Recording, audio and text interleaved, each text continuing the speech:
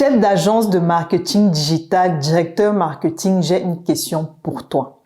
Pourquoi ton client doit te donner les mêmes informations à chaque nouvelle campagne? Pourquoi ton équipe doit te reposer les mêmes questions à chaque nouveau client? Comme si vous commenciez tout à zéro à chaque fois. Ce n'est pas normal.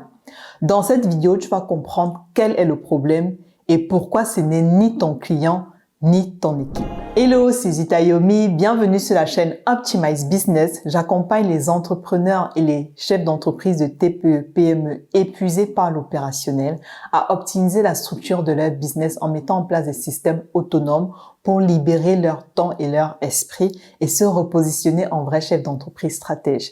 Donc, sur cette chaîne, je partage des conseils, des astuces, des méthodes, des outils. Donc, n'hésite pas à t'abonner, à liker pour que l'algorithme puisse te présenter cette vidéo à chaque fois. Je partage au moins une vidéo par semaine et surtout, n'oublie pas de partager cette vidéo à un partenaire, à un ami entrepreneur qui pourrait en avoir besoin. La structuration des entreprises de marketing digital est l'un des projets que j'aime beaucoup parce que je me sens vraiment comme un poisson dans l'eau.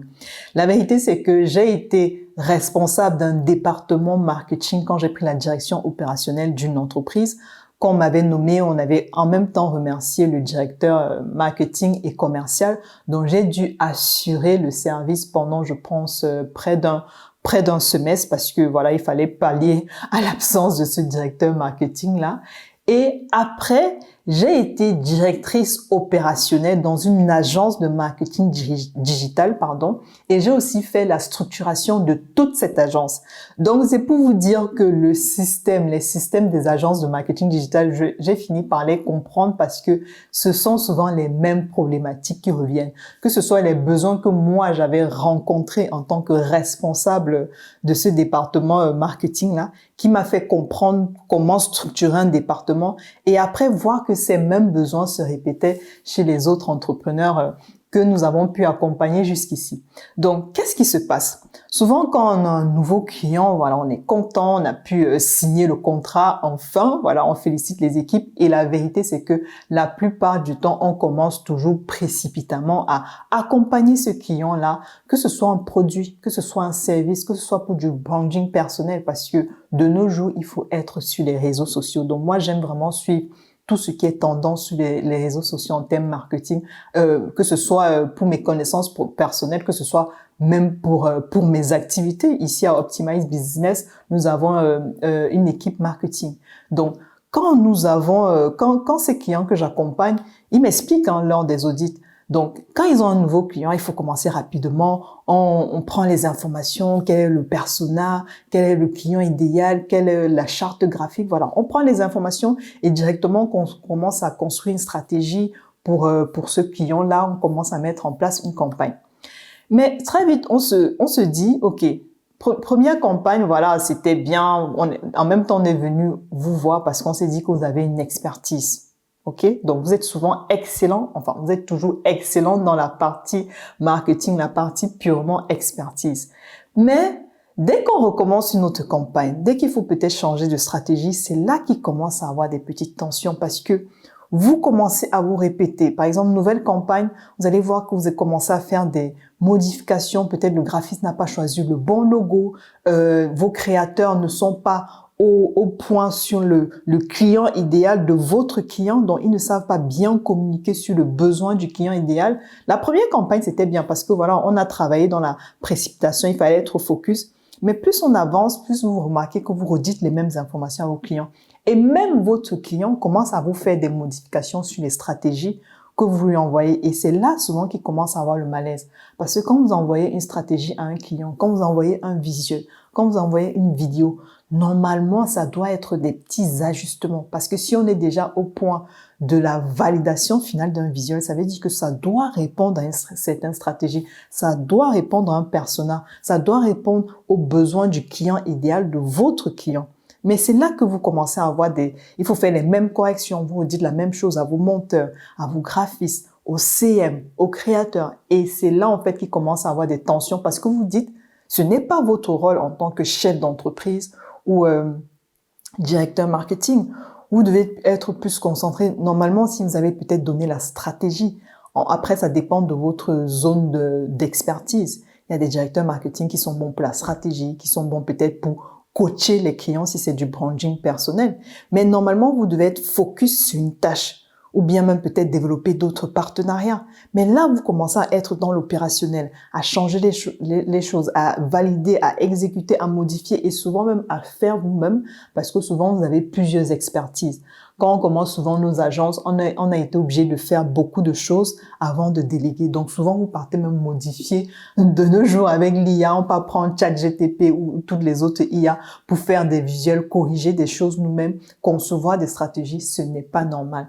Et tout ça, ça commence à créer des tensions entre le client et vous et entre vous et votre équipe. La vérité, c'est que vous avez tout simplement un problème de structure. Rien n'est organisé dans votre entreprise. Votre premier souci, c'est que votre client n'a pas de dossier structuré au sein de votre entreprise. Je dis bien un dossier structuré, je ne dis pas un logo par-ci, une charte graphique par là, une stratégie qui existe peut-être juste sur votre ordinateur. Voilà, je dis un dossier structuré, organisé, où en fait tout le monde peut avoir accès aux informations au moment opportun en fonction du besoin. Pas de dossier structuré et pas de process d'intégration de votre client. Quand votre client intègre l'agence, qu'est-ce qui se passe? Est-ce que vous êtes capable de me dire en regardant cette vidéo, là en 3 secondes, quelles sont les étapes d'intégration de votre client? Si vous n'êtes pas capable de me le dire, c'est pour ça qu'en fait, à chaque fois, à chaque nouvelle campagne, le client va devoir vous répéter certaines informations. À chaque nouveau client, vos équipes aussi ne vont pas comprendre comment ça se passe. À chaque fois, ils vont vous poser des questions pour savoir comment faire. Et même, la vérité, c'est que si vous n'êtes pas organisé, vous serez peut-être frustré de vous dire, bon, avec mon équipe actuelle, je n'arrive pas déjà à gérer ces clients que j'ai. Je ne vais pas pouvoir augmenter mon portefeuille client et c'est comme ça que vous stagnez et ce n'est pas normal. Pourtant, vous avez une bonne expertise. Déjà, dans un premier temps, il faut déjà que vous ayez un process d'intégration. À peine le client a signé le dossier, le contrat, à peine il a signé le contrat, et ça aussi c'est automatisé dans les systèmes que nous proposons à nos clients que nous accompagnons, à peine c'est signé, c'est automatique, c'est numérique. Quand le process se déclenche pour que l'intégration se fasse, on récolte ces informations principales, le persona, le client idéal, l'objectif, on va travailler sur quelle stratégie, la charte graphique, les produits, les logos, etc. Tout est récupéré, tout est classé et accessible en fonction des différents niveaux hiérarchiques. Quand c'est comme ça, même le client sera content de se dire, mais en fait, avec celui-ci, je travaille tellement bien que tout en paix. En fait, à chaque nouvelle campagne, je sais juste que je discute avec le directeur d'agence, le chef d'entreprise. Je lui dis ce qu'on veut. Est-ce qu'on veut acquérir un nouveau marché? Est-ce qu'on veut augmenter notre visibilité? Je discute avec lui. On valide la stratégie. Après, bon, voilà, peut-être je valide juste les visuels. Même votre client sera en paix. Parce que ce qui arrive souvent, c'est quoi? Ok, la première campagne s'est bien passée, voilà, il fallait quand même valider le fait que ce client-là vous ait choisi. Mais ensuite, les deuxièmes campagnes, ou bien au trimestre suivant, votre client est tout le temps en train de vous faire les retours. Non, ce n'est pas le bon logo. Non, ce logo-là, on ne l'utilise plus. Et pourquoi on a mis le mauvais logo sur le visuel? Peut-être parce que vous avez changé de prestataire et le prestataire n'a pas l'information. Ou bien, vous avez peut-être décidé qu'un collaborateur que vous aviez déjà reprennent le dossier. Et lui, ça fait peut-être 2-3 ans qu'il n'avait pas travaillé sur ce client-là. Il utilise un logo qui date. Vous voyez, en fait, quand les choses ne sont pas organisées, les petites erreurs que vous allez faire et qui vont finalement briser la confiance que vous avez envers votre client. Par exemple, il y a un client que j'accompagnais lors de l'audit. Je vois par exemple qu'il y a des allers-retours entre lui et son client. Son client n'arrête pas de modifier en fait tout ce qu'ils ont proposé comme stratégie. Souvent dans la stratégie, vous allez mettre des exemples de ce que vous voyez, des visuels par exemple directement. Et là, par exemple, je vais donner un autre exemple pour qu'on ne puisse pas reconnaître. Disons que votre client, vous avez donné un portefeuille, c'est un client qui vend des vêtements, des chaussures, et dans des accessoires. Et dans les accessoires, on va dire que c'est la campagne de la rentrée. vous voyez, vous communiquez sur les adolescents. Les adolescents, vous allez communiquer sur un sac d'adolescent d'une jeune fille de 16 ans. C'est la campagne de la rentrée. Le client, lui, veut voir un sac à dos. C'est logique. Sac à dos, tu pars au collège, tu pars, enfin, collège, lycée, peu importe. Le client, peut-être, lui, veut voir un sac à dos. Sauf que vous faites vos visuels avec un sac qui ne correspond pas à la campagne du rentrée scolaire. Et ça, en fait, ça va frustrer le client parce qu'il va voir que vous ne comprenez pas son besoin. Et vous allez vouloir vous dire, ce sont les graphistes qui ne sont pas organisés, ce sont les monteurs qui ne sont pas organisés, ce sont mes créas qui ne sont pas assez... voilà, non. Vos opérateurs doivent s'intégrer dans votre système.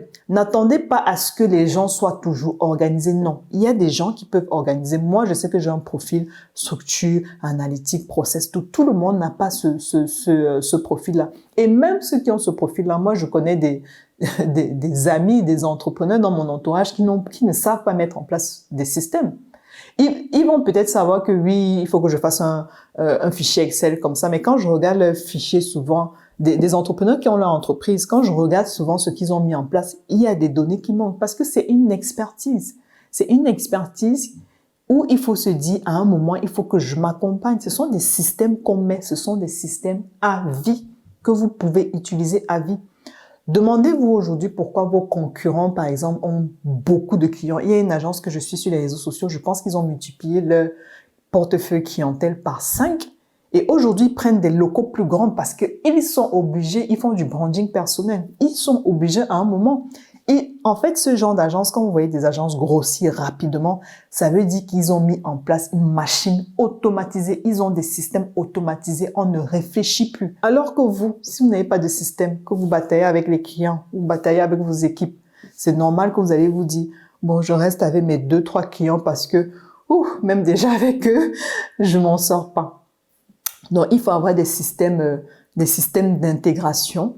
Et il faut aussi avoir après des dossiers structurés pour vos clients, que tout soit organisé. Vos équipes ne doivent pas se poser des questions à chaque fois. Souvent, moi, quand je voyais des équipes, quand je voyais des audits, au moment parce qu'on auditait, donc je prends les informations, après on structure, on met des outils, et après il y a une partie formation de l'équipe. Souvent, franchement, je me disais, j'avais pitié de certaines équipes. En fait, tu t'embauches pour être créateur, mais à un moment, le chef d'entreprise attend autre chose de toi. Il attend que tu organises, que tu fasses ceci, que tu fasses des rapports de telle manière.